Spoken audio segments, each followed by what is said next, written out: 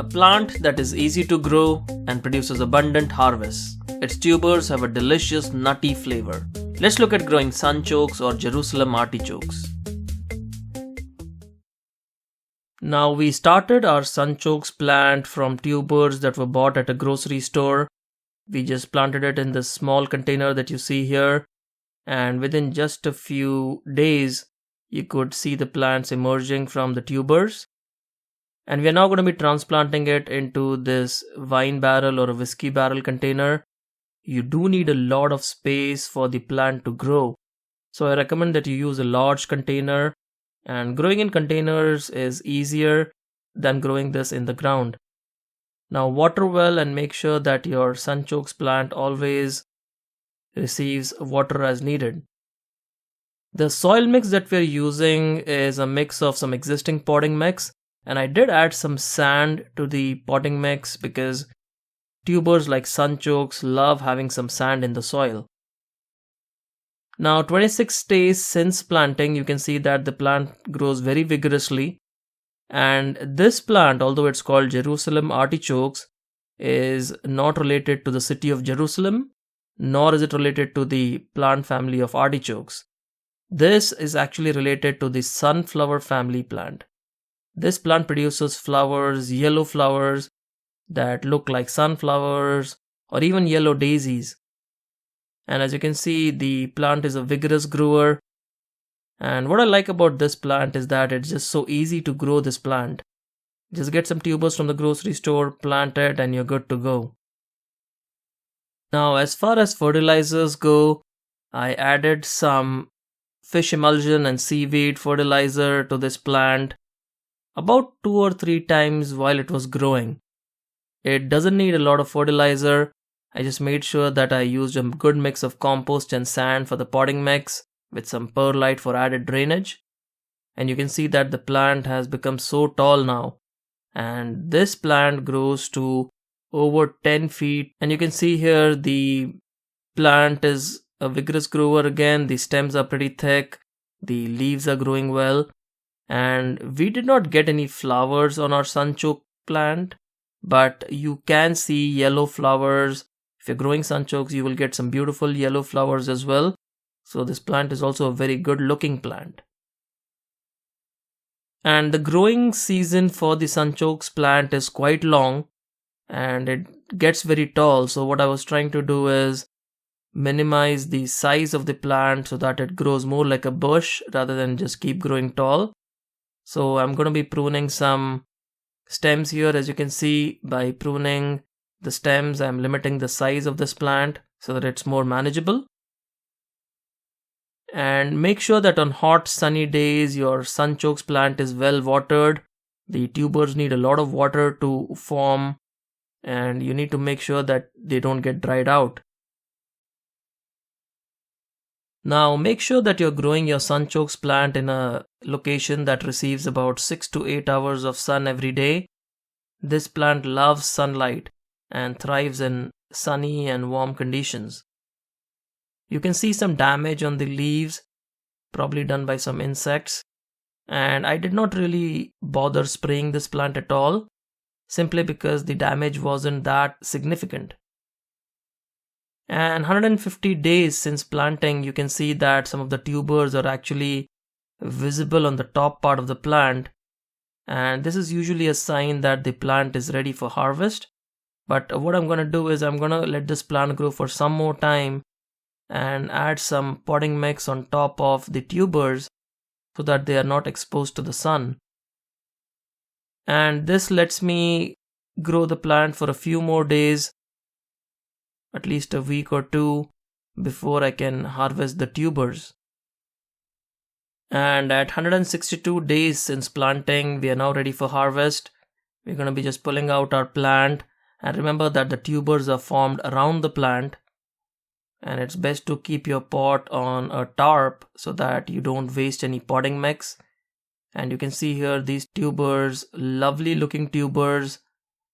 The Sunchokes or Jerusalem Artichokes, they're just very prolific growers. And I was really surprised to see how many tubers they produce. The tubers look exactly like ginger. a little bit on the plump side though, a little bit thicker. And the best thing about the Sunchokes plant is that the carbohydrate that the tubers store is in the form of inulin and not starch, which means that it's very beneficial for people that have diabetes. The carbohydrate doesn't break down as quickly as starch, and the Sunchokes is very similar tasting to a potato, but it has a nuttier flavor. It actually has a very unique flavor. When I first tried Sunchokes, I felt that this was something like a cross between a potato and a taro root, and it also comes very close to the taste of a taro root, but still has this distinctive flavor that's not found in taro root. So very unique vegetable to try growing and eating. And as you can see here, we are harvesting a lot of tubers from just this small Sunchokes plant, and I was really surprised to see how many tubers this plant could produce. For the space that it was growing in, I wasn't really expecting so many tubers. And here you can see the harvest, beautiful looking tubers. Now they say that if you wait too long, you're going to have too many hairs on the roots of the plant.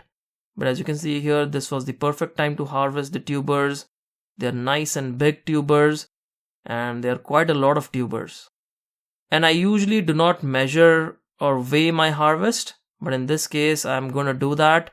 You can see that we have almost 4.5 pounds of Sunchokes harvested from a single plant, and that's quite an abundant harvest. Now we're going to be washing our Sunchokes very well. It's a little tricky to clean them because the dirt actually goes around the tubers,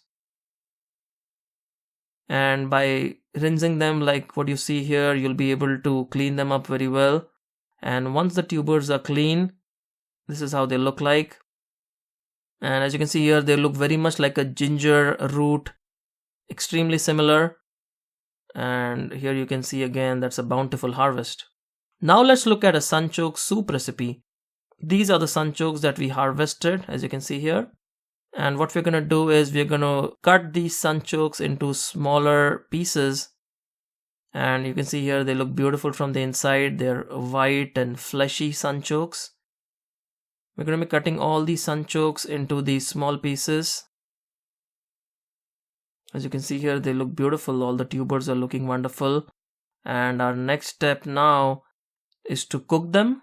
We're going to be putting this in a pressure cooker. You do not have to pressure cook it. You can even cook it in an open pan and make sure that they are well cooked. And when you open the pressure cooked Sunchokes, this is how they look like.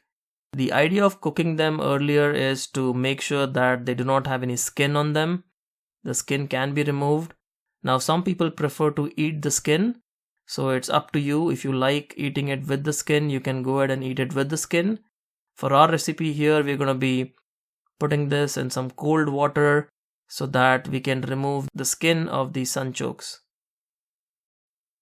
And here you can see that we are peeling the Sunchokes, and it was a little overcooked in my opinion.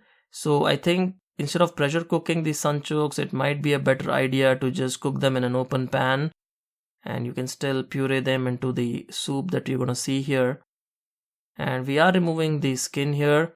If you want a nuttier flavor and if you like eating the skin, just leave the skin on and your soup will still taste very good. And here you can see we have peeled our Sunchokes now. And now what we are going to do is take some oil and add some cumin seeds, as you can see here. Let the cumin seeds sputter a little bit. And then add some freshly cut onions. These are onions from our garden. We harvested onions last month.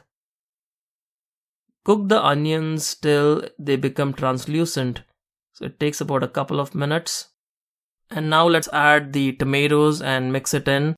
All we are doing is shallow frying the tomatoes and the onions. And after a few minutes, you can see that the onions and tomatoes are cooked. And what we're going to be doing now is taking 2 cups of water in our blender. As you can see here, we've measured 2 cups already.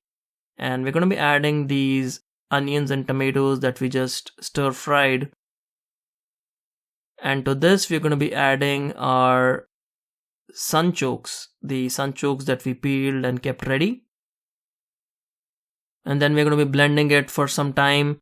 The sunchokes get blended very quickly, but we also have added the onions and tomatoes. So we're going to be blending this for just a few seconds. And as you can see here, our sunchoke soup is ready. This is a very delicious soup. I was pleasantly surprised at the taste of sunchokes. It adds a really nice nutty flavor to all the dishes that you use it for. And this sunchoke soup is absolutely delicious. So there we have it, folks. I hope you enjoyed this episode of growing sunchokes or Jerusalem artichokes. Do put in a comment below if you have tried growing this plant variety in your home garden, or did this video inspire you to try growing this plant variety. Don't forget to hit the like button and subscribe if you're not already a subscriber. We'll see you again soon. Happy gardening.